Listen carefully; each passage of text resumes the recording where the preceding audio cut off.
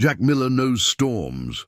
After 40 years of farming in Nebraska, he can tell exactly when one's going to be bad. But this storm was different. As rain pounded his fields and wind howled through the trees, he saw something that made him question. His eyes, a woman in an expensive dress trapped high in his old oak tree. Her name was Katherine Wells, though nobody in town had ever heard of her. When Jack brought her inside his farmhouse that night, soaking wet and shivering, he had no idea she was worth billions, no idea that she ran one of the largest companies in America, and no idea that she was running from something far more dangerous than any storm. Katherine had a secret, one that had finally caught up with her. Now, she was hiding in the last place anyone would look, a simple farmhouse in Nebraska. But how long could a billionaire stay hidden on a farm? Before we jump back in, tell us where you're tuning in from. And if this story touches you, make sure you're subscribed, because tomorrow I've saved something extra special for you.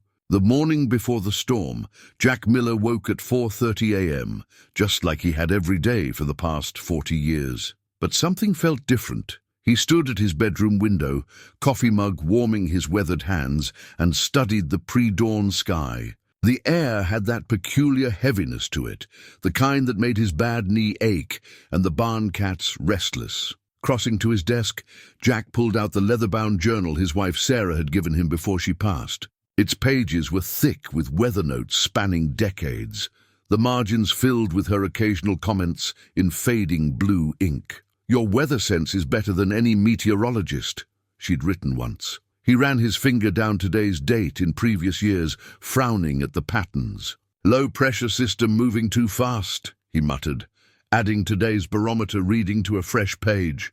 The number was lower than he'd seen in years. His phone buzzed with a weather alert, but he already knew what it would say. They were in for something big. Out in the kitchen, Jack packed extra batteries into his emergency kit and checked the flashlights. The local news played quietly on the small TV mounted under the cabinet. Another habit from Sarah's time. She'd always insisted on having it on while making breakfast, saying it made the kitchen feel less empty. An unprecedented storm system. "Approaching eastern Nebraska," the meteorologist was saying. "Residents should prepare for possible tornado conditions." Jack glanced at the photo of Sarah on the wall, her smile bright against the backdrop of their first harvest together. "Gonna be a rough one today, love," he said softly, then pulled on his work boots and headed out to secure the farm. The squinty saw. Air hit him like a wet blanket. Above, dark clouds were already gathering, moving faster than they should. His wheat field rippled uneasily in the strengthening wind, golden stalks bowing and rising like waves on an amber sea. The crop was ready for harvest, too ready. If this storm hit before he could bring it in, but there wasn't time to worry about that now. Jack worked methodically through his mental checklist, muscle memory from countless other storms guiding his actions. He secured loose equipment, reinforced the barn doors, and made sure the emergency generator was fueled and ready. The horses were already unsettled, picking up on the changing air pressure. He moved them into the sturdy interior. Stalls, speaking low and calm despite his own growing unease. Inside the barn, Jack paused to check his weather station's readout. The numbers confirmed what his joints were telling him. This storm was building faster than predicted. He pulled out his phone and dialed his nearest neighbor, Tom Henderson. "Tom, yeah, it's Jack. Listen, this one's coming in hot. Might want to get your irrigation equipment under cover." "No, sooner than that. She's moving fast." He looked up through the barn's hayloft window at the darkening sky. "Real fast." The wind was picking up now, carrying with it the distant smell of rain. Jack hurried to check the storm cellar next, stocking it with fresh water and non-perishables. Sarah had always teased him about being over-prepared, but she'd never once complained during the 3 days they'd spent down there during the tornado of '98. Back in the house, Jack made one final sweep. The morning's brightness had given way to an eerie twilight gloom, though his watch showed it was barely past noon. On the TV, the meteorologist's voice had taken on that tight, controlled tone that weather people get when they're trying not to sound alarmed. Unprecedented formation. Residents are strongly advised. Immediate precautions. Jack switched it off. He didn't need a weatherman to tell him what was coming. He could feel it in his bones, in the way the air crackled with potential energy, in how the wind had shifted from steady to erratic. His weather journal lay open on the kitchen table, and he made one final note. Pressure 27.52 in Hg, lower than 98 tornado. The first fat drops of rain hit the window as he finished writing. Within seconds, they were joined by hundreds more, drumming against the roof with increasing intensity. Outside, the wheat field had disappeared behind a curtain of water, and the old oak tree that had stood sentinel over his farm for generations was bending in the wind, its branches thrashing against the steel-colored sky. Jack Miller had seen a lot of storms in his 62 years of life. But as he watched the rain turn sideways and heard the wind begin to howl like a living thing, he knew that this one was different. He just didn't know how different it was about to become. He found himself gripping Sarah's favorite coffee mug, the one with the faded sunflowers that she'd refused to throw away, even after it chipped. "Guess I better batten down for the long haul," he said to the empty kitchen. "Something tells me we're in for one hell of a show." The lights flickered once, twice, and then held steady. For now, Jack Miller settled into his father's old recliner, by the window, opened his weather journal to a fresh page, and prepared to wait out whatever this storm had in store. The storm hit its full fury just after sunset. Wind screamed through every crack in the old farmhouse's walls, and rain hammered the roof like shotgun pellets. Jack had just finished his hourly weather readings when the power finally gave up and plunged the house into darkness. He was reaching for his flashlight when a flash of lightning illuminated something impossible through his living room window. There, in the massive oak tree that had weathered a century of Nebraska storms, was a shape that didn't belong. Something that looked unsettlingly human. "Can't be," Jack muttered, pressing closer to the window. Another lightning flash confirmed what his eyes refused to believe. A woman, in what appeared to be an evening dress, clinging desperately to the upper branches of his oak tree. Without hesitation, Jack grabbed his rain gear and emergency kit. The moment he opened his front door, the wind nearly tore it from his grasp. Rain stung his face as he fought his way across the yard, his boots sinking into mud with every step. "Hold on!" he shouted, but the wind swallowed his words. The woman's dress, which he could now see was some shade of deep blue, whipped violently. Around her like a flag in a hurricane. She was at least 20 feet up, and the tree's branches were swaying dangerously. Jack reached the base of the tree, heart pounding. "I'm coming up," he called out. "Just stay still." The woman's response was lost to the storm, but he saw her nod. Her hair, plastered to her face by the rain, looked almost black in the darkness. As Jack began to climb, another blast of wind rocked the tree, and he heard her scream. Years of maintaining his own equipment had kept Jack strong despite his age, but this climb tested every muscle. The bark was slick with rain, and twice he nearly lost his grip. When he finally reached her, he could see she was trembling, whether from cold or fear or both. "I've got you," he said, close enough now that she could hear him. "I'm Jack Miller. Can you move toward me?" I think so." Her voice was cultured, definitely not local. She tried to shift position, but her dress was snagged on a branch. In the next lightning flash, Jack saw pure terror in her eyes. "Okay, don't move." He inched closer, fighting for balance, as the wind tried to shake them both loose. "I'm going to reach around you. When I say go, I need you to let go of the branch you're holding and grab onto me. Can you do that?" She nodded, teeth chattering. Jack braced himself as best he could and wrapped one arm firmly around her waist. The expensive fabric of her dress was soaked through, making his grip uncertain. "Now!" She released the branch and clutched at him just as a massive gust hit the tree. They swayed alarmingly, but Jack's grip held. He could feel her heart racing against his chest. "I've got you," he repeated. "We're going down slow. Just hold on." The descent was a blur of rain and wind and careful movements. Jack's muscles screamed in protest, but he didn't dare rush. One slip would send them both crashing to the ground. When his boots finally touched earth, his legs were shaking from the effort. The woman's knees buckled as soon as he set her down. Jack caught her before she could fall, supporting her weight easily despite his exhaustion. She was tall but slight, and up close he could see she was younger than he'd first thought, maybe in her late 30s. "Can you walk?" he asked. She tried to take a step and stumbled. My ankle. I think I twisted it getting into the tree." Without further discussion, Jack scooped her up. She weighed barely more than the feed bags he carried daily, and she didn't protest as he began fighting their way back to the house. Her skin was ice cold against his neck. They finally reached the porch, both gasping for breath. As Jack shouldered open the door, another lightning flash illuminated the stranger's face clearly for the first time. Despite being soaked and disheveled, there was something striking about her features, a kind of quiet dignity that even the storm hadn't managed to erase. "Welcome to Miller Farm," Jack said, setting her gently on his couch.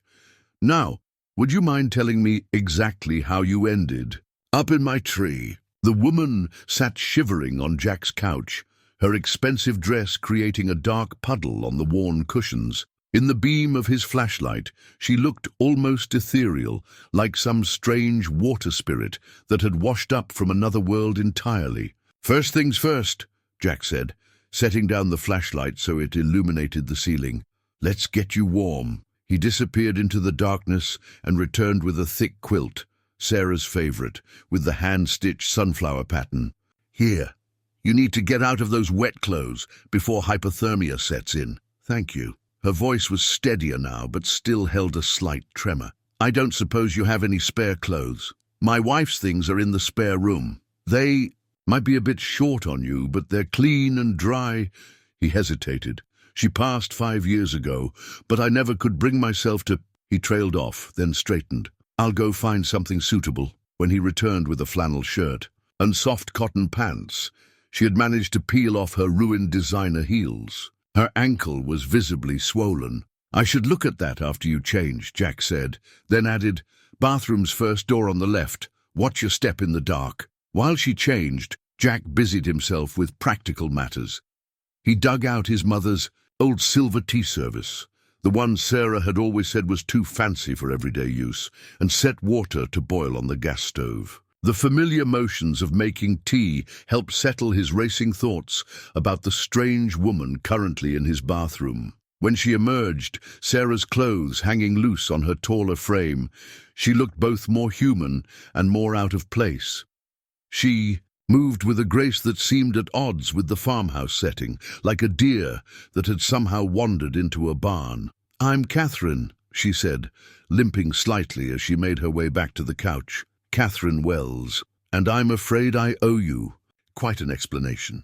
Jack poured tea into his mother's delicate cups, the silver service catching the flashlight's glow.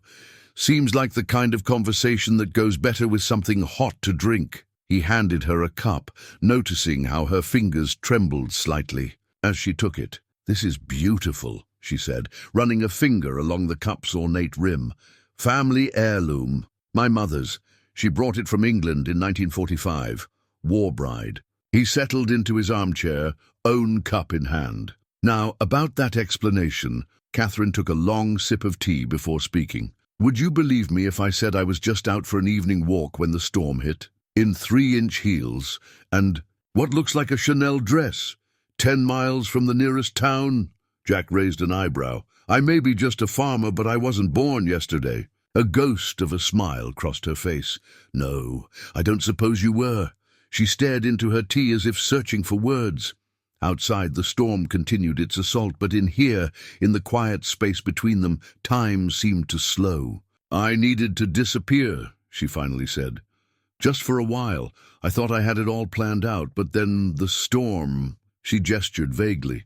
"I lost control of my car about a mile back. Your tree seemed like the safest option at the time." Jack absorbed this, noting what she wasn't saying as much as what she was. Running from something or someone? Catherine's hands tightened around the teacup. Both, neither. It's complicated. Most things worth running from are. Jack set his cup down and leaned forward. Look, Miss Wells. Katherine, please. Katherine, whatever you're running from, you're safe here for now. That storm isn't letting up any time soon, and I've got plenty of space. We can figure out the rest in the morning. Relief flooded her features, though she tried to hide it. I couldn't impose. You're not imposing if you're invited. Jack stood, his knees creaking slightly. Now, let me take a look at that ankle, and then we'll see about getting you settled in the spare room. As he carefully wrapped her ankle with supplies from his first aid kit, Jack couldn't shake the feeling that this strange woman was about to change his carefully ordered life in ways he couldn't begin to imagine. And somewhere in the back of his mind, he could almost hear Sarah laughing at how the storm had blown in exactly the kind of excitement she'd always said he needed. Dawn broke over the farm in streaks of pale gold, the storm's fury finally spent. Jack was already up, having slept fitfully in his recliner despite his exhaustion. The morning paper lay on his porch where Tommy, the delivery boy, had left it, protected from the rain by 3 plastic bags, just as Jack had taught him. He was brewing coffee when he heard Katherine stirring upstairs. The floorboards creaked with unfamiliar footsteps, hesitant and searching. Different from Sarah's confident morning path to the bathroom, a route she'd walked for 30 years. The local news channel flickered to life as power returned, and Jack nearly dropped his coffee mug. There on the screen was Katherine's face. Not rain-soaked and frightened as he'd found her, but polished and professional, standing at a podium. And still no word on the whereabouts of Katherine Wells, CEO of Wells Technologies, who disappeared 3 days ago. The company's stock has plummeted amid rumors of corporate espionage, and Jack switched off the TV just as Katherine appeared. In the kitchen doorway, wearing Sarah's old clothes and a wary expression. She must have seen the newspaper he'd left on the counter, the one with her face on the front page. I suppose we should talk, she said quietly. Suppose we should. Jack poured a second cup of coffee and set it on the table. Creams in the fridge, sugars by the stove. Paper says you're worth about $4 billion. Katherine's laugh held no humor. 4.2, actually, though that number's probably dropping by the minute. She doctored her coffee with trembling hands, then sank into a kitchen chair. I didn't mean to drag you into this. Way I see it, you didn't drag me anywhere. Storm did that. Jack settled across from her, studying her face. In the morning light, he could see the exhaustion etched around her eyes, the strain in her shoulders. But I reckon I ought to know what kind of trouble might come calling. Katherine pulled a folded piece of paper from the newspaper and smoothed it flat. It was a grainy photo of a man in an expensive suit, his face sharp and predatory. Thomas Blackwood, my CFO. 3 days ago, I found evidence that he's been selling our military contracts to foreign buyers. When I confronted him, she swallowed. Odd. Let's just say he made it clear that whistleblowers tend to have unfortunate accidents. And the police? Blackwood has friends in high places, very high. She wrapped her hands around her coffee mug as if seeking warmth. I needed time to get my evidence in order, time to find someone I could trust. I had it all planned. But then that storm.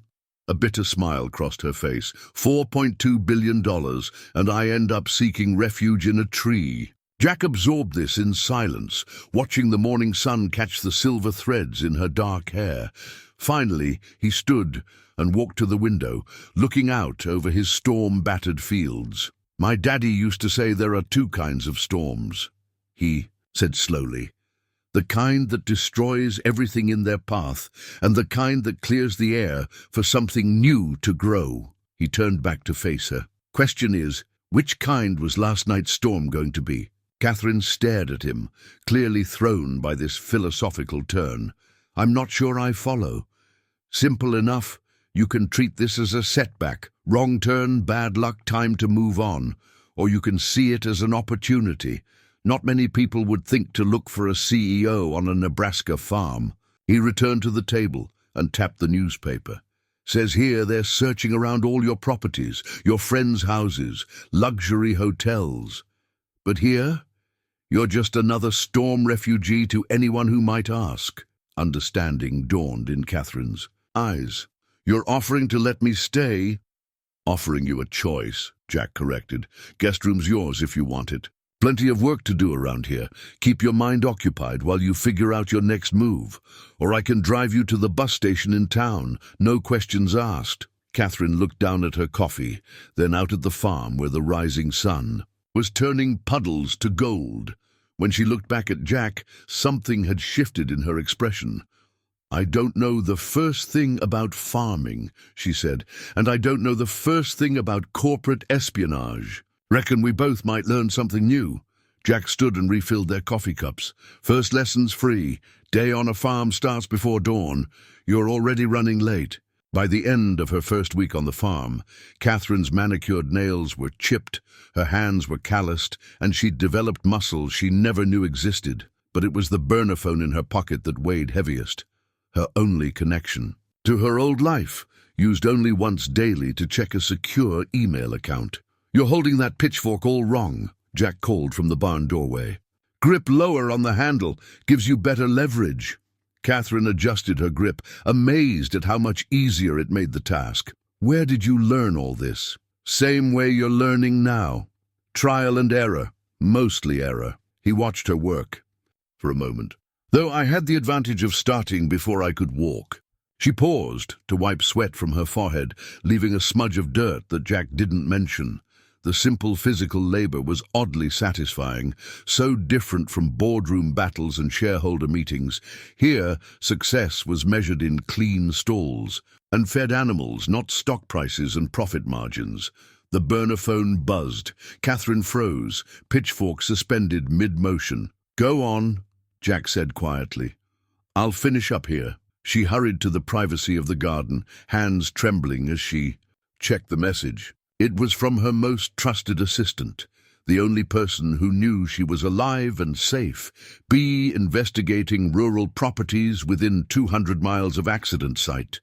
Be careful. Katherine deleted the message and looked around the farm with new eyes. The peaceful sanctuary suddenly felt exposed. The long driveway, so charming with its rows of ancient oaks, offered no protection from prying eyes. The open fields that had begun to feel like freedom now seemed dangerously visible when she returned. To the barn, Jack took one look at her face and nodded toward the house. Think it's time for some lemonade. In the kitchen, Katherine watched him pull a pitcher from the fridge. Actual homemade lemonade, not the bottled kind she was used to. He poured 2 glasses and sat across from her at the worn kitchen table. Bad news. They're widening their search. She took a long drink, the tart sweetness grounding her in the present. I should leave. I'm putting you at risk just by being here. Seems to me, Jack said slowly, that a man looking for a CEO might not recognize a farmhand. He gestured at her dirt-stained clothes and sun-reddened arms, especially one who's actually doing the work. Katherine considered this. She'd caught a glimpse of herself in the mirror that morning and barely recognized her own reflection. A week of physical labor had transformed her more thoroughly than any disguise could have. Besides, Jack continued, got a reputation to maintain. Folks around here know I take in strays, dogs, cats, occasional storm refugee. His eyes crinkled with amusement. Though you're the first billionaire. Despite her anxiety, Katherine felt herself smiling. And what's my cover story? Already taken care of. Far as anyone knows, you're Sarah's second cousin from Chicago, burned out on city life and trying your hand at farming. Name's Kate Wilson. He sipped his lemonade. Told. Old Mrs. Henderson at the grocery store yesterday. By now, half the county knows it. Katherine stared at him. You've thought this through. Small towns run on stories. Give them a good one, they'll do half your hiding for you. He stood and pulled something from a drawer, a battered leather wallet. Got you these too. Local bank account, driver's license. Friend of mine doesn't ask too many questions. The ID inside the wallet showed her picture, a cleverly aged version of her corporate headshot with the name Katherine Wilson. She looked up sharply. "This is illegal. So is threatening. To kill someone over corporate secrets." Jack's voice was matter-of-fact. "Sometimes you have to choose between what's legal and what's right." Katherine ran her finger over the ID, remembering other choices, years of compromises and calculated decisions that had built her empire. And now here she was, drinking lemonade in a farmhouse kitchen, planning to hide in plain sight. "Thank you," she said simply. Jack nodded toward the window where dark clouds were gathering again. "Storm's coming. Better help me get the hay under cover." He grinned. "Unless you'd prefer another tree." Katherine groaned and stood up, muscles protesting.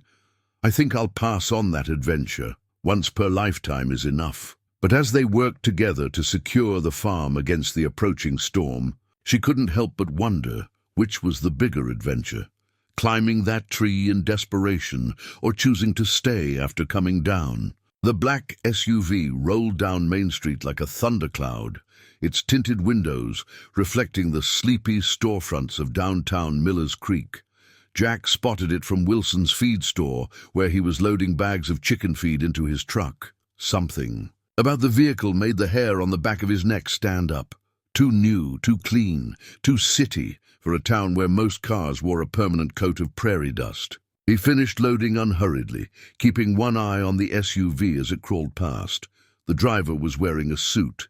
In Nebraska. In August. Jack's phone buzzed in his pocket, the old flip phone he'd used for years, not the new burner he kept for emergencies. "Miller here. Jack?" It was Tom Henderson's wife, Mary, her voice tight with concern. "There's some men asking questions at the diner.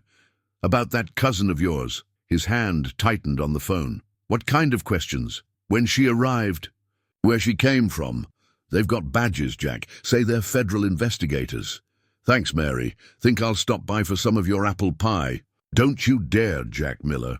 They're watching everyone who comes in." Jack ended the call and quickly dialed the burner phone's number. Katherine picked up on the first ring. "They're here," he said without preamble. "Get the USB drive and go. To the storm cellar. You remember the signal? 3 short honks, 1 long if it's you. 4 short if I need to run." Her voice was steady, but he could hear fear underneath. "Jack, I'm sorry. No time for that now. Go." He started his truck and headed home by the back roads. Mind racing. The USB drive Katherine had shown him last week contained enough evidence to destroy Blackwood and his entire operation. Classified documents, surveillance footage, financial records that proved he was selling military secrets.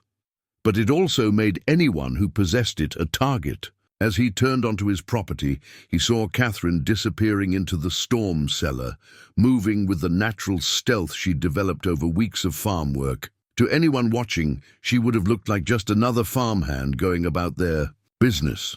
The SUV appeared in his rearview mirror just as he parked. Jack stepped out of his truck, deliberately taking time to gather his feed bags. The SUV stopped at his gate, and 2 men emerged. Expensive suits, close-cropped hair, sunglasses that probably cost more than his monthly grocery bill. "Mr. Miller?" The taller one approached, badge already out. "Agent Brooks, FBI. We'd like to ask you a few questions." "We've been expecting you boys," Jack said, dropping a feed bag onto his shoulder. "Heard you were in town." The agents exchanged glances. "You've been expecting us?" "Sure. About the drought assistance program, right? Paperwork's in the house if you'll give me a minute to put this feed away. Sir, we're not here about, of course, could be about them wheat subsidies. Though that's usually Department of Agriculture." Jack started toward his barn, making them follow. "Or is this about Tommy Henderson's boy running his drone over restricted airspace again?" "Mr. Miller." The second agent's voice was harder. "We're investigating the disappearance of Katherine Wells. We have reason to believe she might have passed through this area." Jack set down his feed bag and turned to face them, expression puzzled. "Katherine who?" "Wells, CEO of Wells Technologies." Brooks held up a photo, Katherine in full corporate mode, addressing shareholders. "Have you seen this woman?" Jack studied the photo, then laughed. "Hell, I wish. Woman like that wouldn't look twice at an old dirt farmer like me." He squinted at the image. "Though she does look a bit like that actress in the movie Sarah dragged me to last year. What was it called? Mr. Miller, this is a federal investigation. If you're harboring a fugitive, only fugitive around here is that fox that's been after my chickens." Jack crossed his arms. "Now you boys are welcome to look around, but I'll need to see a warrant first. Had some trouble with copper thieves last year. Made me careful about who I let wander my property." The agent's frustration was visible even behind their sunglasses. They had badges but no warrant, and they all knew it. "We'll be in touch," Brooks said finally. "You do that, but maybe call ahead next time. Hate to waste your trip if I'm out combining." Jack watched them leave, maintaining his relaxed posture until the SUV disappeared down his driveway. Then he walked to his truck and honked the horn. 3 short, 1 long. A few moments later, Katherine emerged from the storm cellar, pale but composed. "That was too close." "No." Jack's voice was grim. "That was just the beginning." That evening, neither Jack nor Katherine could settle. The encounter with the agents had left them both on edge, jumping at every creak of the old farmhouse. After checking the windows for the 3rd time, Jack finally pulled out a worn photo album from the bottom shelf of his bookcase.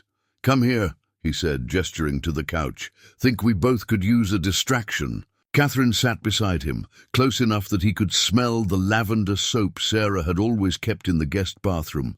The album's leather cover was soft with age, its pages yellowed at the edges. "I haven't looked at these since Sarah passed," Jack said quietly, opening to the first page.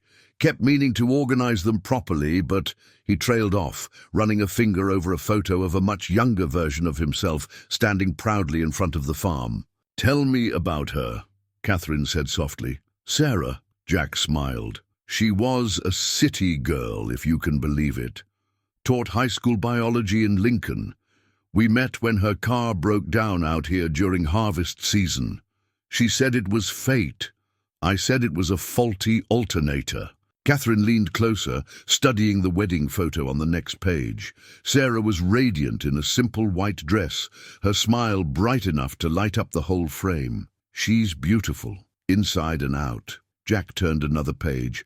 "She's the one who really made this place a home. Had a way of knowing exactly what people needed, even when they didn't know themselves." He paused at a photo of Sarah tending her garden. "Would have liked you, I think. She always said I needed someone around who could match wits with me. I'm sorry I never got to meet her." Katherine touched the photo gently. "How did you do it, after she was gone?" "One day at a time. Some days were harder than others." Jack's voice grew distant. "First harvest without her, I almost sold the place. Couldn't bear the thought of all that empty space. But then I remembered something she always used to say. Life's like farming, Jack.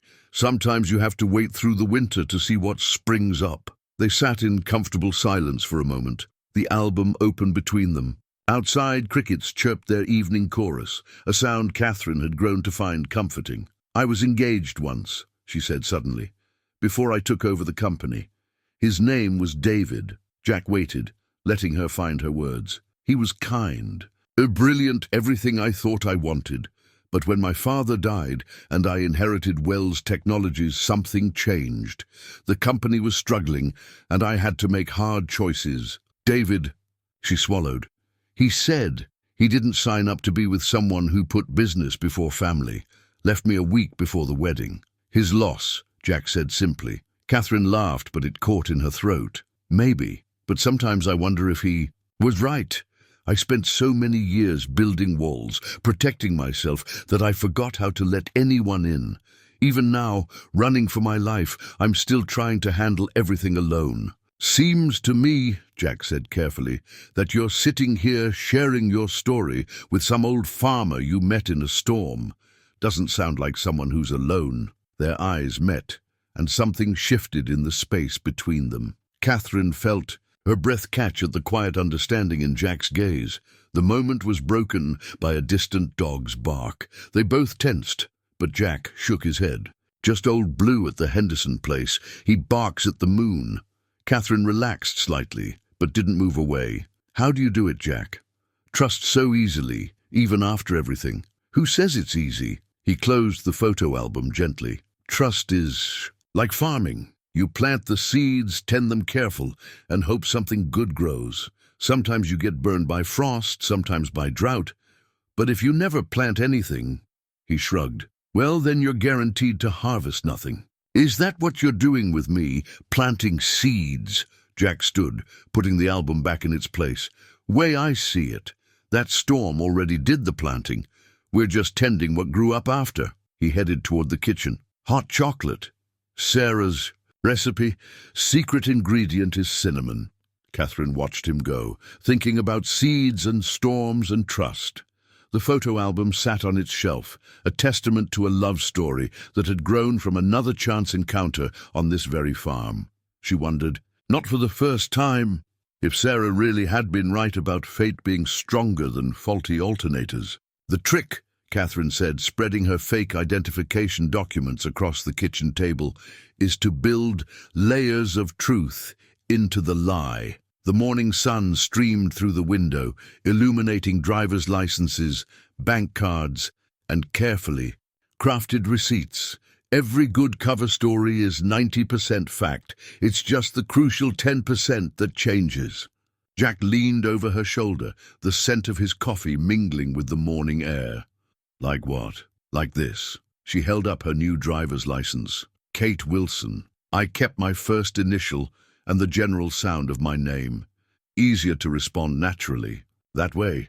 The birth date is really mine, just moved up by 3 days. Small changes are more believable than big ones. Makes sense. Jack nodded. Like how we tell folks you're Sarah's cousin from Chicago. Close enough to truth that nobody questions why you're staying here. Katherine smiled.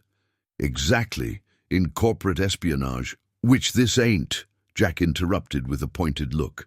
Which this isn't, she corrected herself. The best disguise is one that's barely a disguise at all. Speaking of which, she pulled out a small makeup bag. Time to touch up my roots. Can't have a farmhand with perfect highlights. Jack watched as she efficiently darkened her expensive salon work to a more natural brown. The transformation continued to amaze him. How the polished CEO had slowly disappeared beneath calluses and tan lines, replaced by a woman who looked perfectly at home in work boots and faded jeans. Your turn, she said, washing the dye from her hands. Tell me about rotating crops. If I'm going to play farmer, I need to know my stuff. Jack grabbed a piece of paper, sketching out his fields. Simple version? You plant different crops in a field each year. Corn depletes the soil one way, soybeans another. But soybeans put back what corn takes out. It's all about balance. Like diversifying a portfolio, Katherine mused. Spreading out risk, maximizing returns over time rather than all at once. Suppose so. Never thought about it that way. He added more details to his drawing. Course, there's more to it. Soil composition, market prices, weather patterns. A car door slammed outside. They froze. Katherine quickly swept the fake IDs into a drawer while Jack moved to the window. Blue pickup, he reported. Tom Henderson. Katherine relaxed slightly but grabbed a bandana to cover her half-dyed hair. They'd barely finished hiding the evidence when Tom's knock echoed through the house. Jack, you in there? Coming! Jack shot Katherine a warning look. Remember, you're taking a break from Chicago. Trying my hand at farming because corporate life burned me out, she finished. I know my story, Jack. Tom Henderson was exactly what Katherine had expected of a Nebraska farmer, weathered, practical, and direct. His handshake was firm as Jack introduced her as Kate, Sarah's cousin. Heard you were in town, Tom said. Mary said you seemed to know your way around the diner menu. Katherine smiled, remembering her careful conversation with Mary Henderson over pie. The apple pie reminded me of my mother's, though I admitted to her it wasn't quite as good. Tom laughed. Smart. Mary loves anyone who appreciates her pie, but loves them more if they still prefer their mama's cooking. His expression grew serious. Actually came by to warn you, Jack. Those federal boys who were asking questions, they're staying at the motor lodge. Heard them mention they'd be around at least a week. Jack's face revealed nothing. Appreciate the heads up. They still thinking that missing CEO might be around here? Seems so. Though why anyone worth billions would hide out in Miller's Creek? Tom shook his head. Anyway, Mary wanted to invite you both to dinner tomorrow. Nothing fancy, just pot roast and company. Katherine felt Jack tense beside her. A dinner invitation meant prolonged social interaction, more chances to slip up, but refusing would draw more attention than accepting. "We'd love to," she said, before Jack could respond. "I can bring dessert, though not apple pie, wouldn't want to compete with Mary's." After Tom left, Jack turned to her. "You sure about this? The more normal we act, the less suspicious we seem." Katherine returned to the sink to finish rinsing her hair. Besides, the best way to sell a cover story is to live it. Every social connection makes Kate Wilson more real, and every connection makes it harder when you leave, Jack said quietly. Katherine's hands stilled under the water. She hadn't let herself think about leaving, about what would happen when this was all over. The fake IDs and careful stories suddenly felt flimsy against the weight of what was growing between them. "I think," she said carefully, "that some connections are worth the risk. Sarah taught you that, didn't she?" Jack was quiet for a long moment. Finally, he picked up his field diagram again. "So, about crop rotation, wheat's actually interesting. Because..." But as he explained the intricacies of farming, his hand found hers across the table, and neither of them mentioned how long he held on. The evening after the Hendersons' dinner party stretched out warm and golden, the kind of perfect late summer night that made everything feel possible. Jack sat on his porch, working on a walking stick he'd been carving, a hobby Sarah had encouraged, saying his hands needed delicate work to balance out the farming. Katherine found him there, 2 glasses of lemonade in hand. She'd been quiet since they returned from the Hendersons, lost in thoughts she hadn't shared. "You're good at this," she said, watching his knife create delicate patterns in the wood. "I never would have guessed." Jack accepted the lemonade, but didn't look up from his work. "Sarah used to say everyone needs something that's just for the joy of it. No practical purpose, no profit margin, just beauty." Sounds like she was a wise woman. She was. His knife slipped slightly, marring the pattern. He set both the stick and knife aside. "You handled yourself well tonight. Even fooled Mary, and she's usually got a nose for secrets." Katherine settled into Sarah's old rocking chair, its curved arms smooth from years of use.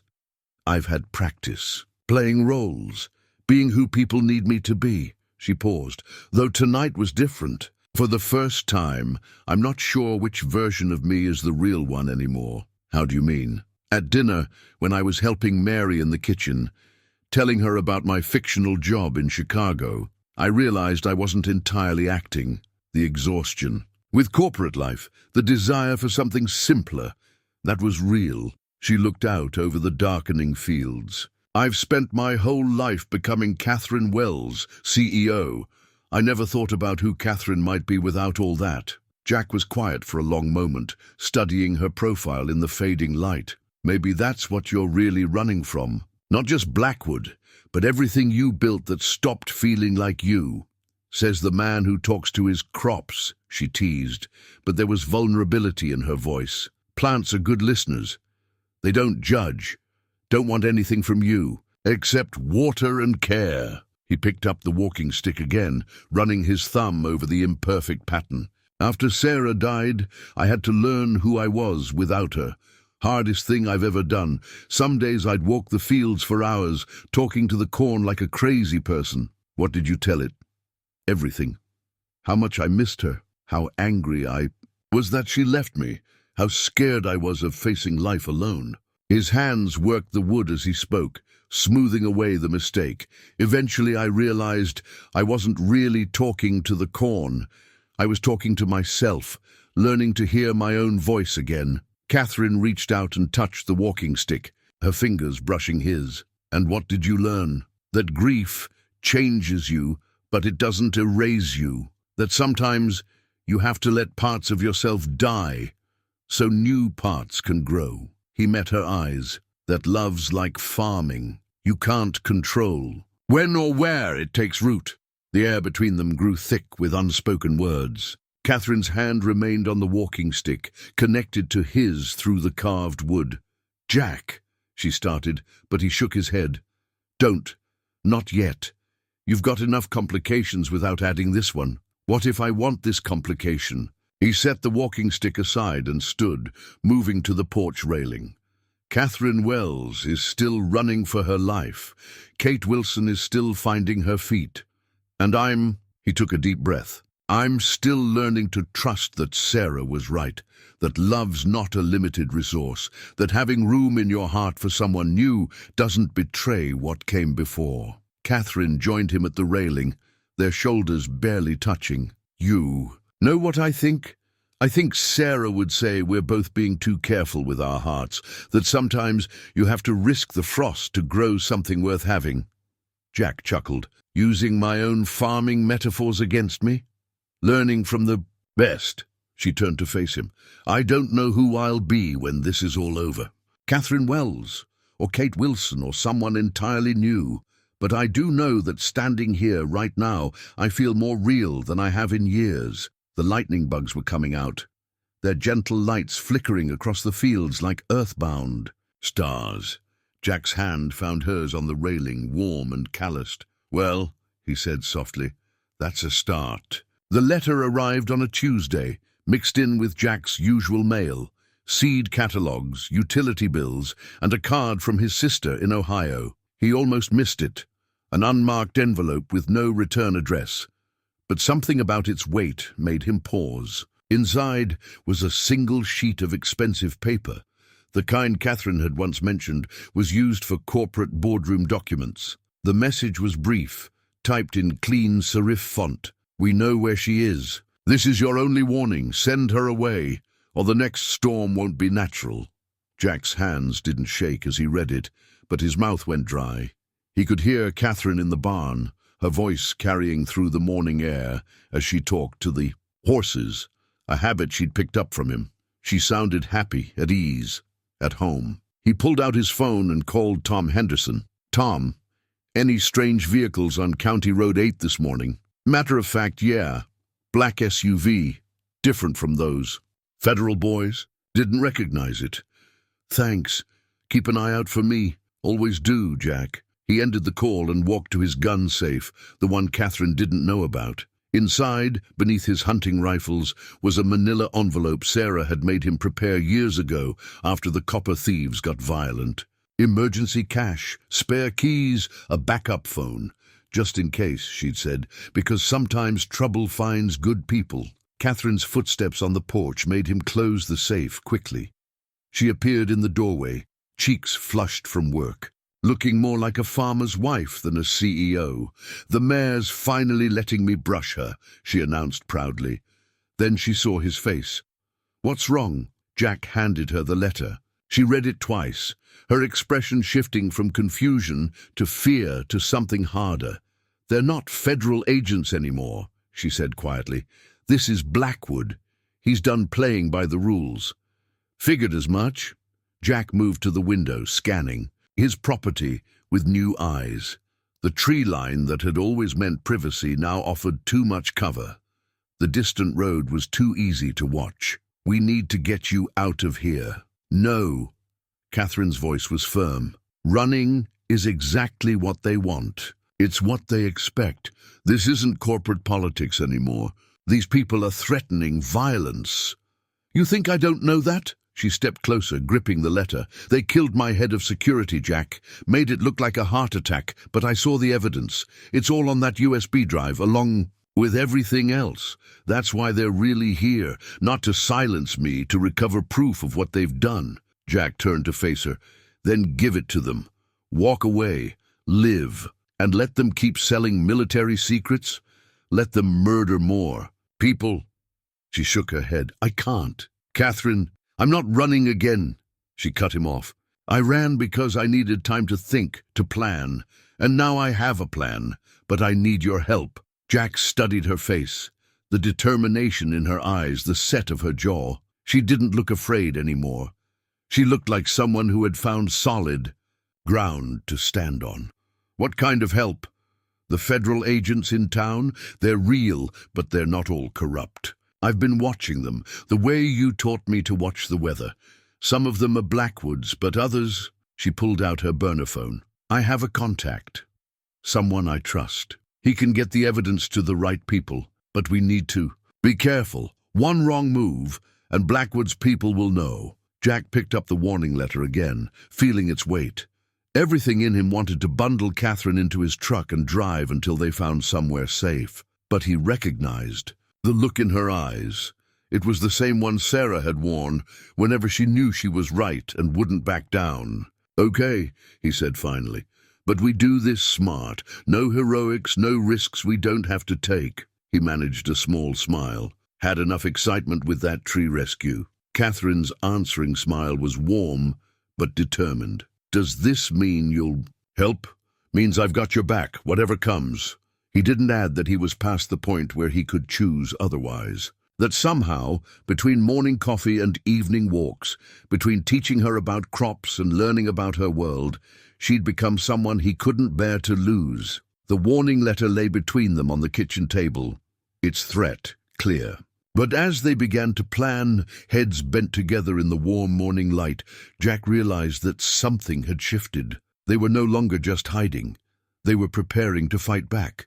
Dawn found them in Jack's old truck, bouncing down back roads as the sun painted the sky in shades of pink and gold. Katherine held the keys to Jack's storage unit in her lap, keys he hadn't touched since Sarah's death. You sure about this? She asked, watching his profile in the growing light. No, he admitted, but Sarah always said the right thing and the easy thing rarely line up. He turned onto a gravel road that seemed to lead nowhere.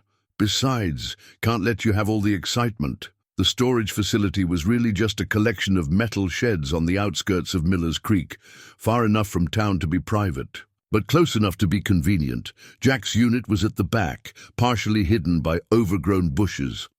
Sarah was organized, he said, lifting the door, said we never knew when we'd need a backup plan, called this her escape hatch. Inside, everything was exactly as Sarah had left it. Camping gear, emergency supplies, and in the back corner, a dusty white sedan with Ohio plates. It was her brother's, Jack explained, running a hand along the car's hood.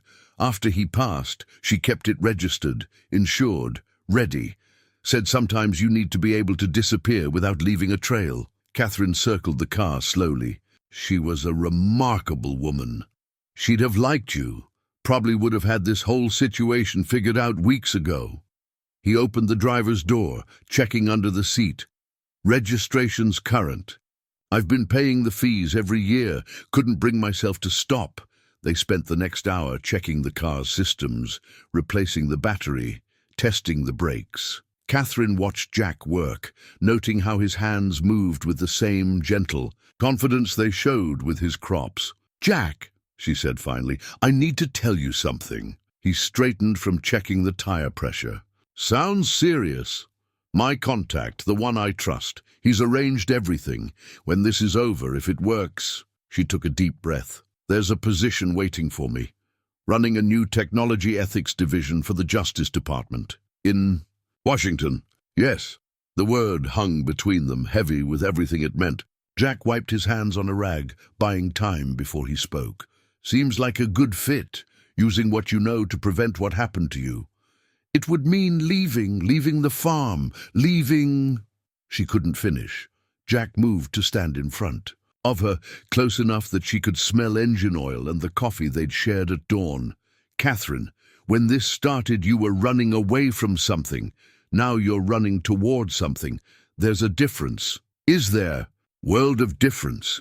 He touched her cheek gently, his calloused fingers rough against her skin. One's fear, other's purpose. A car passing on the distant highway made them both tense, but it was just a local farmer in his pickup. Still, the moment had shifted their focus back to the present danger. We need to go over the plan again, Katherine said, pulling out a notebook where they'd sketched out their strategy. If Blackwood's people are watching the farm, they'll see exactly what they expect, Jack finished. A farmer doing his normal routine, and Kate Wilson visible in all the usual places helping with chores. While Katherine Wells, she patted the sedan's trunk, where her corporate clothes and ID were hidden, along with the crucial USB drive. Makes an appearance just visible enough to draw attention, but not clear enough to be certain. Jack checked his watch. Tom Henderson's. Waiting for my signal. He'll have his boys doing harvest prep on the south fields. Lots of dust, lots of vehicles moving around. And Mary called in some friends from church. Ladies' Auxiliary is meeting at the diner, right where those federal boys take their coffee. Lot of gossip about Kate Wilson's bright future in farming. Katherine smiled despite her nerves. You've thought of everything. Not everything. He reached into his pocket and pulled out a small carved wooden heart hanging from a leather cord. Made this last night. Protection charm, Sarah would have called it. He held it out. Something solid to hold on to when things get complicated. Katherine took it, feeling the smooth wood warm against her palm. The carving was intricate, delicate whorls surrounding a simple K-pulse-J. Jack, don't! He closed her fingers around the charm. Just come back when it's over. Whatever you decide then, that's for later. But come back. She nodded, slipping the cord around her neck and tucking the heart beneath her shirt. Its weight settled against her chest like a promise. Time to move. Jack said, checking his watch again. You remember where to meet my contact? Miller's Creek Cemetery, noon, by Sarah's grave. She touched the hidden heart. Seemed fitting somehow. She'd appreciate the drama of it. He managed a small smile. Ready? Katherine looked at the sedan that would carry her back into danger, then at the man who had become so much more than a sanctuary. Ready. The morning sun had barely cleared the horizon when their plan went into motion. Katherine, dressed as Kate Wilson in work boots and flannel, made sure she was visible doing her usual barn chores. Meanwhile, Jack set up the secret weapon they'd prepared, a small camera system borrowed from Tom Henderson's security setup, carefully hidden around the property. Testing. Testing. Jack's voice crackled through her earpiece. Another piece of equipment, courtesy of Tom's paranoid tech savvy. Son, you reading me, city girl? Loud and clear, Farmer John. She smiled despite the tension, leading the horses out to pasture where she could be easily seen from the road. Any sign of our friends? Black SUV just turned onto the county road. Taking their time, trying to look casual. There was a pause. You sure about this next part? Katherine adjusted her hat, making sure her face was clearly visible. Trust me, corporate raiders are like barn cats. They get nervous when their prey acts too confident. Right on cue, the SUV slowed as it passed the farm. Katherine straightened up and waved cheerfully, making sure they got a good look at Kate Wilson, going about her morning routine. Through her earpiece, she heard Jack's sharp intake of breath. Bold move. Watch what happens next. The SUV accelerated suddenly, kicking up gravel as it sped away. They'll be calling Blackwood right now, Katherine said, leading the horses back to the barn, telling him they've confirmed my location. Which means he'll make his move soon. Jack's voice was grim. You better get changed. Your other appointment won't wait. Katherine slipped into the barn where Sarah's sedan was hidden, covered in hay. Inside a duffel bag was everything she needed to become Katherine Wells again. Designer, suit heels, the carefully styled hair she'd maintained even while playing farmer. As she changed, she touched the wooden heart beneath her clothes, the one piece of Kate Wilson she couldn't bear to remove. Through the earpiece, she could hear Jack moving around the house, making noise, playing his part. Camera 3 picked. Up movement in the tree line, he reported. They're positioning people around the property. Good. Katherine checked her reflection in the car's mirror, adjusting her suit jacket. The woman looking back was both familiar and strange, like seeing an old photograph of yourself and barely recognizing it. That means they took the bait. How long until Tom's crew starts their distraction? 10 minutes. Mary's group is already at the diner, keeping the legitimate feds occupied with coffee and pie. He paused. Katherine? Yes? Be careful. These people They're not like your corporate sharks. They're playing a different game. She touched the wooden heart again, drawing strength from it. So are we. Right on schedule, the sound of heavy farm equipment filled the air. Tom Henderson's harvest team was moving into position, their machines kicking up massive dust clouds that would make surveillance difficult.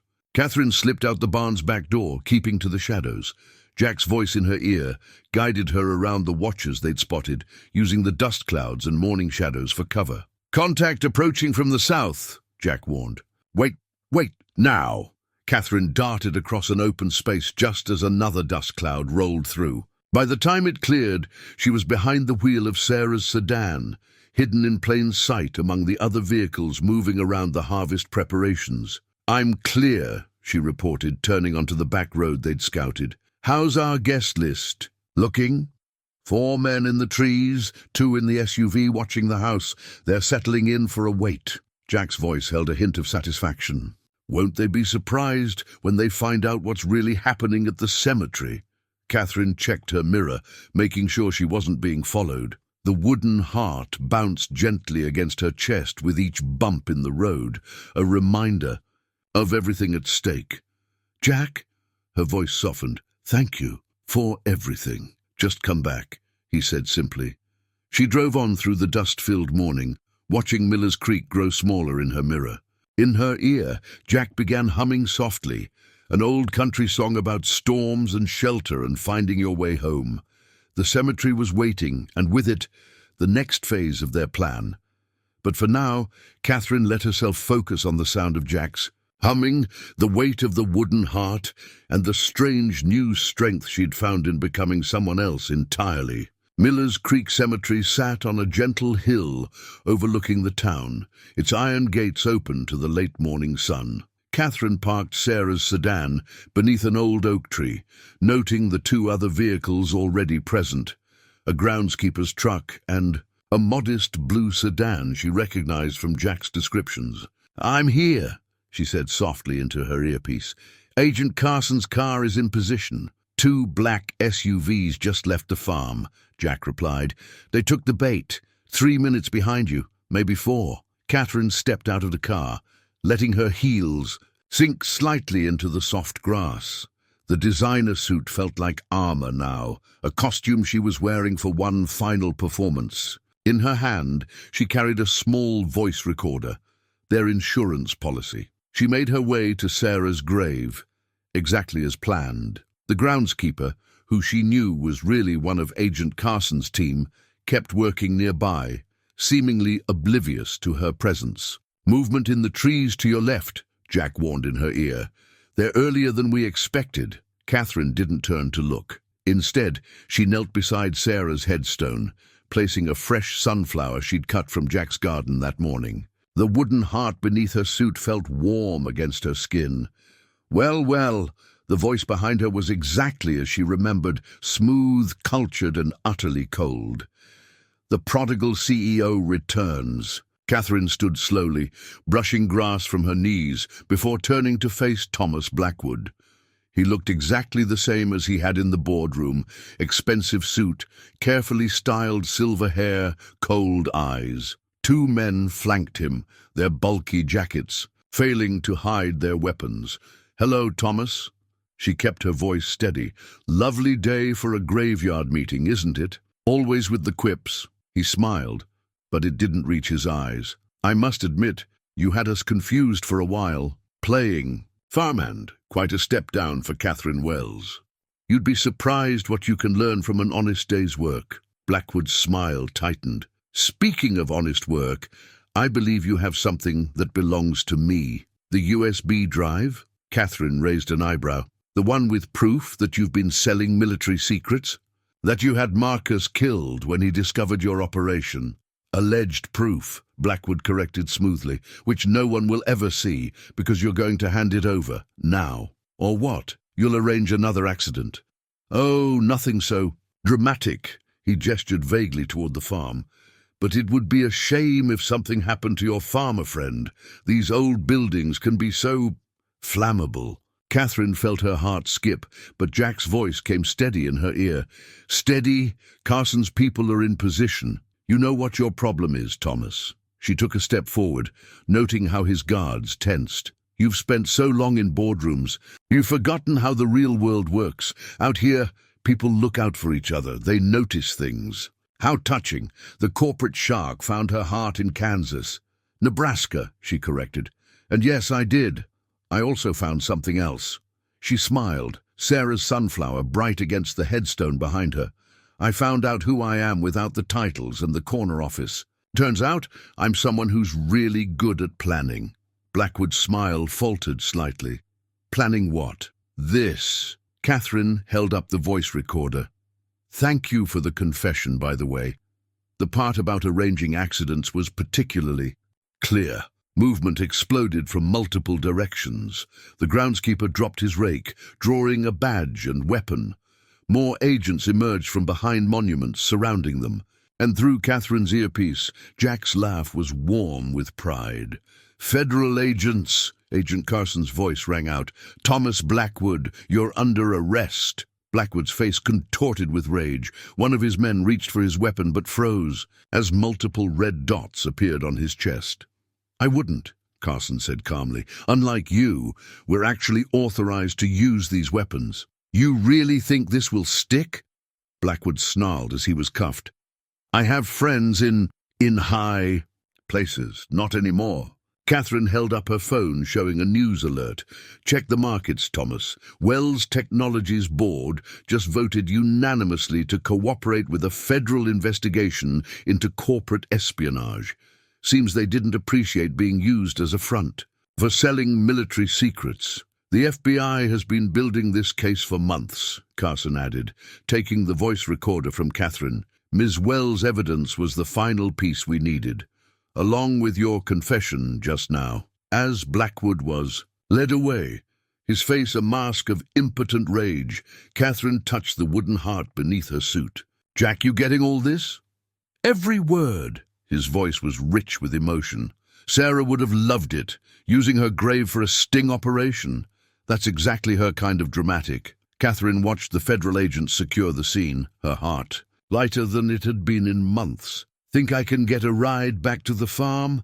I have some chores to finish. On my way. She could hear him smiling. And Katherine, welcome home. The newspaper headline said it all.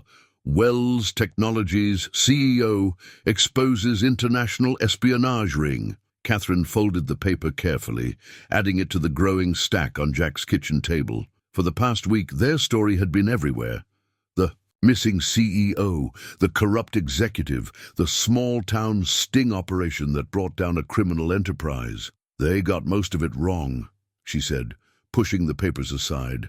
Made it sound like some kind of thriller movie. Missed the best parts, if you ask me.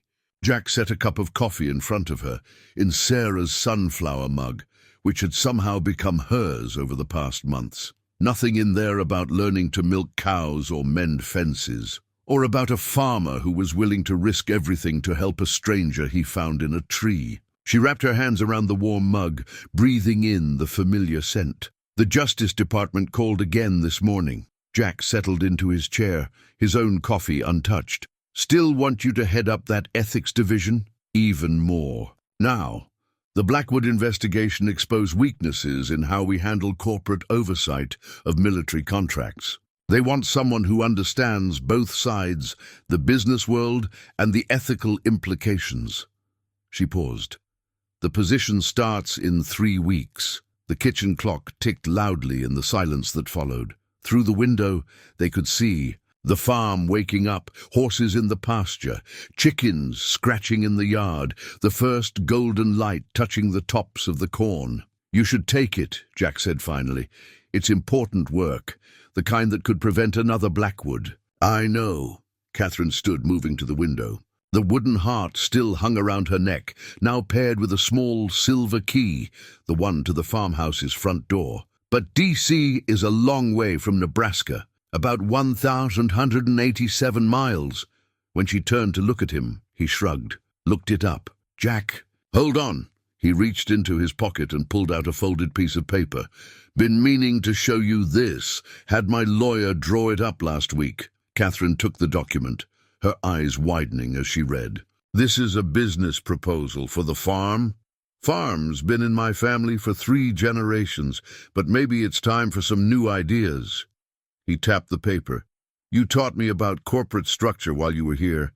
Got me thinking about ways to modernize, expand, maybe add some educational programs, technology integration. A corporate farming innovation center, Katherine breathed, scanning the details. Teaching sustainable practices, testing new agricultural technologies. Jack, this is brilliant. Property's big enough, and with the right partner, someone who understands both worlds. He met her eyes. Someone who might be interested. In a bi-weekly commute. Katherine sat down hard, the proposal trembling in her hands. You do this, change everything. Farms change in any way. Climate's different from when my daddy worked this land. Technology's different.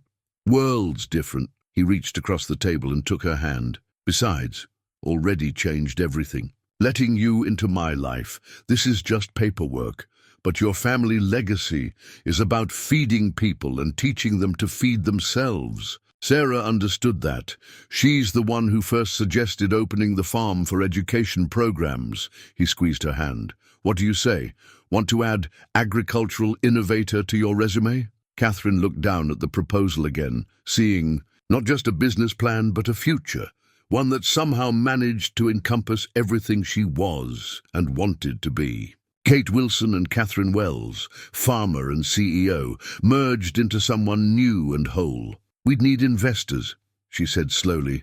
Equipment upgrades, facility construction. That a yes? She stood, pulling him up with her, and kissed him. When they parted, they were both smiling. That's a yes, she whispered, but I have one condition. Name it. We keep the horses, even if they're not technically necessary for a modern farming operation. Jack laughed, pulling her close. Honey, those horses were never necessary, but sometimes the best things in life aren't about necessity. Outside, another perfect Nebraska morning was unfolding. Katherine touched the wooden heart at her neck, thinking about storms and trees and the strange paths that lead us home. 3 weeks until I start in D.C., she said. Think you can teach me everything I need to know about running a farm by then? Took me 40 years to learn it myself. He kissed her forehead. But we've got time, and you're a quick study. The first board meeting of Miller Farm Innovation Center was held in Jack's barn. Katherine stood before a group of potential investors, a mix of suit-clad venture capitalists and weathered local farmers, while Jack leaned against a post, hiding, his smile as she seamlessly blended the languages of both worlds. Sustainable agriculture isn't just about protecting the environment, she explained, gesturing to the holographic display she'd set up between hay bales. It's about protecting our future food security while preserving traditional farming knowledge. What we're proposing is a bridge between old wisdom and new technology. She clicked to the next slide, showing the proposed facility designs. The modern buildings were carefully positioned to complement, not overshadow, the historic farm structures. In the back of the room, Mary Henderson nodded approvingly. Each year, we lose more family farms to corporate consolidation, Katherine continued. Not because small farms aren't viable, but because they lack access to the technology and resources that could help them adapt. We aim to change that. One of the venture capitalists raised his hand. And you're sure you can run this while maintaining your position in Washington? Katherine touched the wooden heart at her neck, now a familiar gesture to everyone who knew her. Modern technology makes remote work possible. Besides, she smiled at Jack, I have a pretty capable partner handling the day-to-day operations.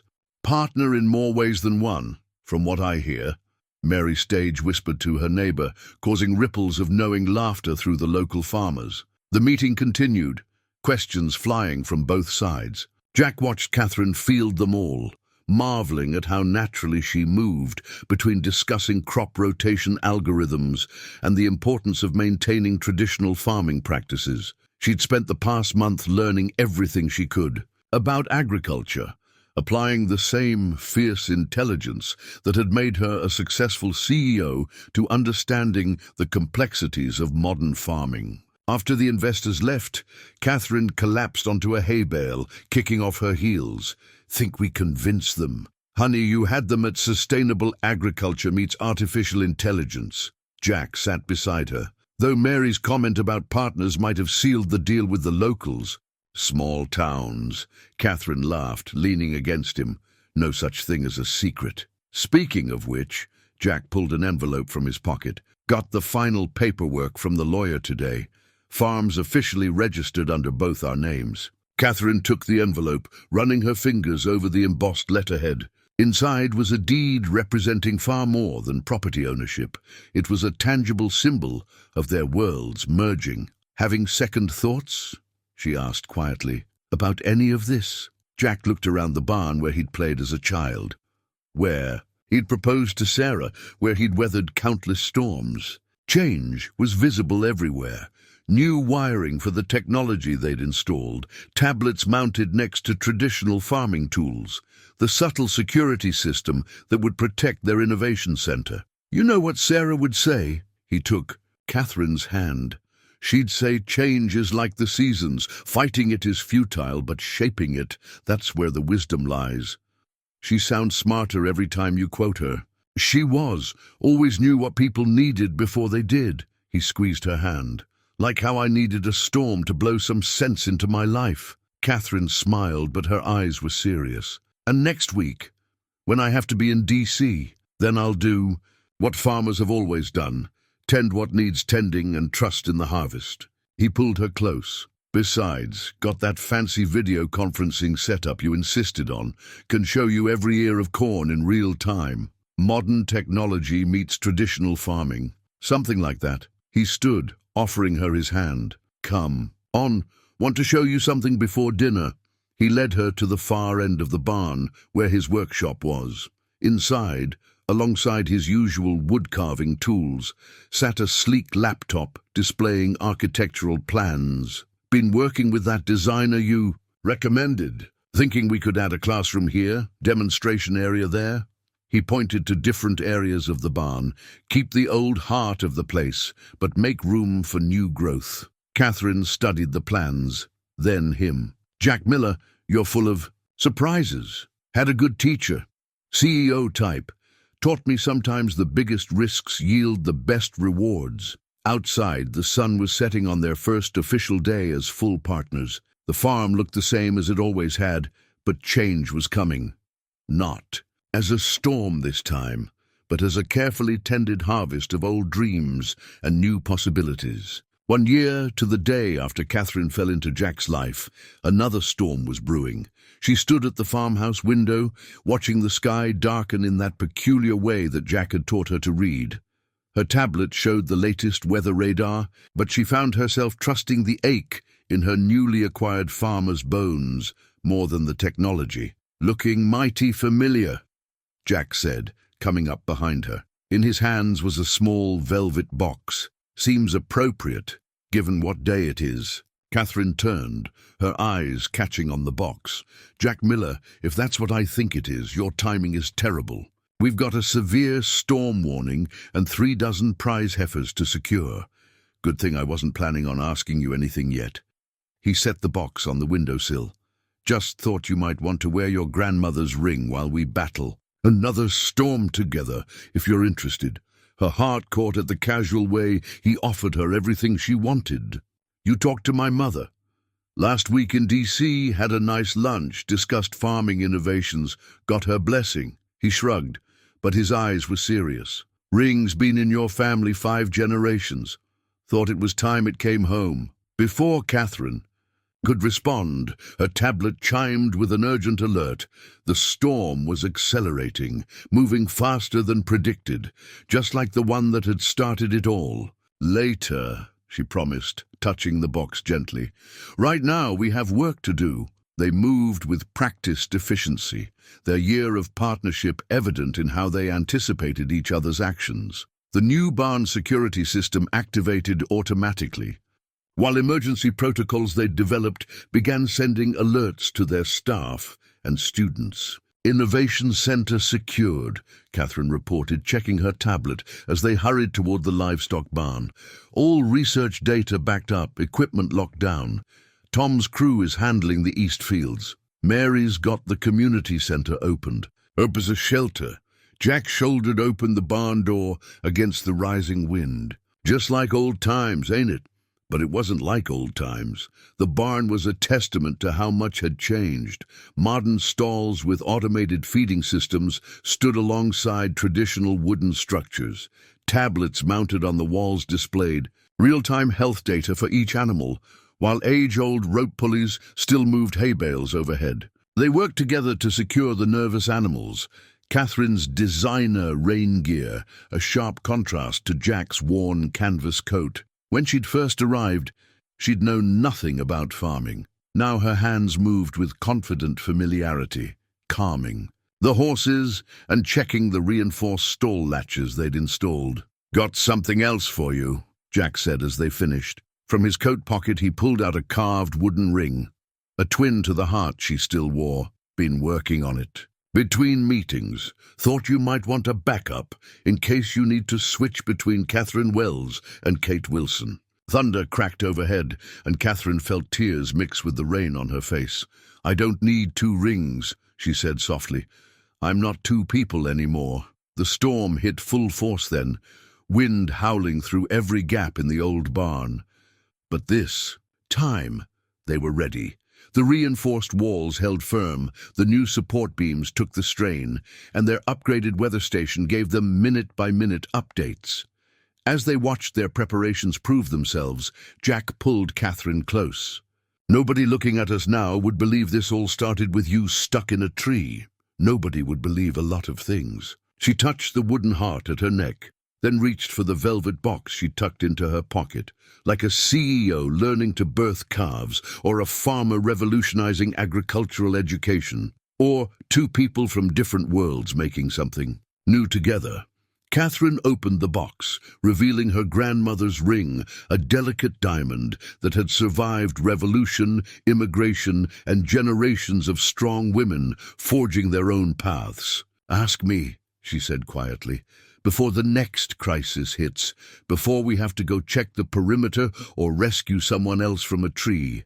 Ask me now, in this barn that's as much my home as any corporate office ever was." Jack took the ring from its box, his weathered hands steady despite the storm raging outside.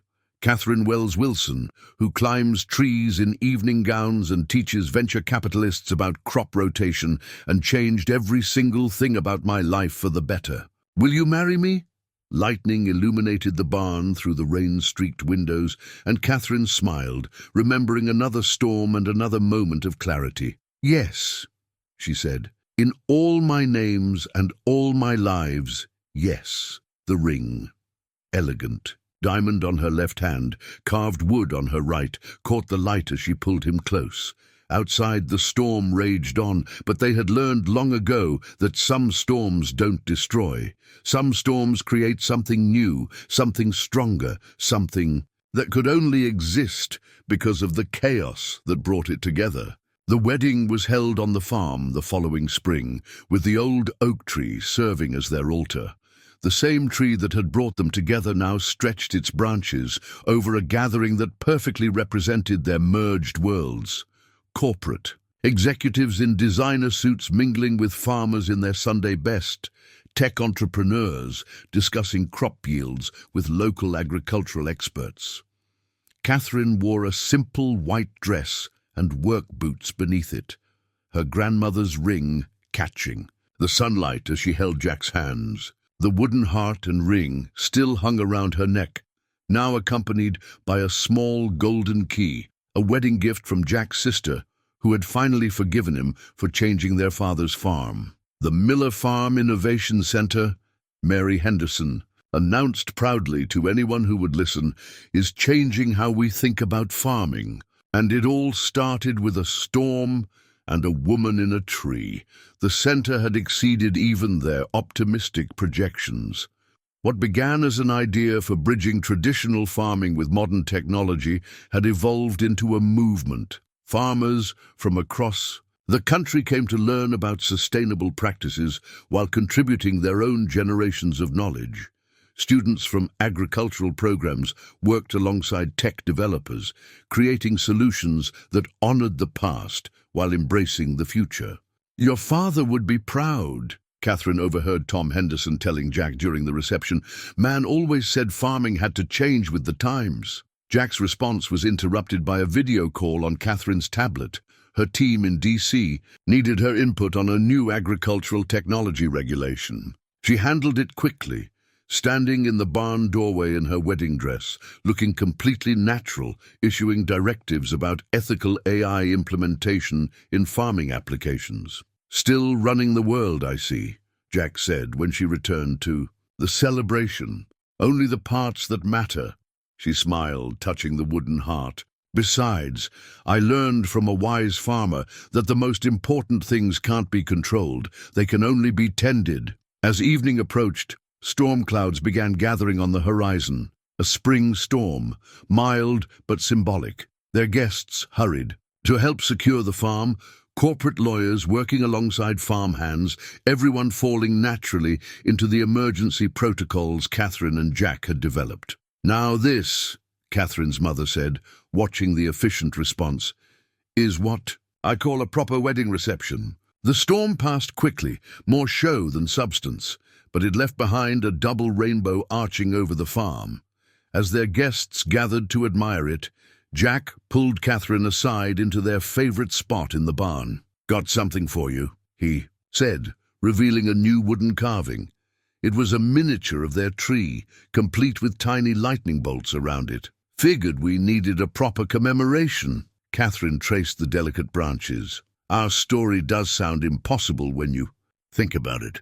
A CEO finding her true self on a farm, a traditional farmer embracing corporate innovation. Sometimes impossible is just right," Jack said, echoing words Sarah had often used. "Speaking of impossible," heard from that venture capital firm. "Again, they want to expand the program to other farms. And I think we should do it, but only if we stay true to what makes this place special." He gestured around them. "It's not just about combining old and new, it's about remembering that real innovation means protecting what matters while being brave enough to change." Katherine set the carving beside the original heart he'd made her, now displayed proudly in their home. Like a smart farmer who was brave enough to help a stranger in a storm. Like a brilliant CEO who was brave enough to become a farmer. They rejoined their guests as the sun set, casting long shadows across the farm that was no longer just a farm, but a symbol of what could happen when different worlds came together. The old oak tree stood strong against the darkening sky, its branches reaching toward the future while its roots held firm to the past. Later that night, after their guests had gone and the farm was quiet except for the usual evening sounds, Jack and Katherine stood on their porch. She was still in her wedding dress, though she'd long since kicked off the boots, and he'd loosened his tie but kept on his father's old wedding jacket. "Ready for whatever comes next?" he asked. Katherine looked out over their kingdom. The innovative research facilities nestled among traditional farm buildings, the fields where ancient wisdom met modern science, the family home where corporate strategies were planned over home-cooked meals. "You know what?" She leaned into him, feeling the wooden heart press between them. "I think I finally am." Above them, stars began appearing in the clearing sky, while in the distance another storm was building. But they had learned not to fear storms anymore. After all, sometimes the most beautiful things grow from chaos, and sometimes the longest journeys home start with a single fall from a tree.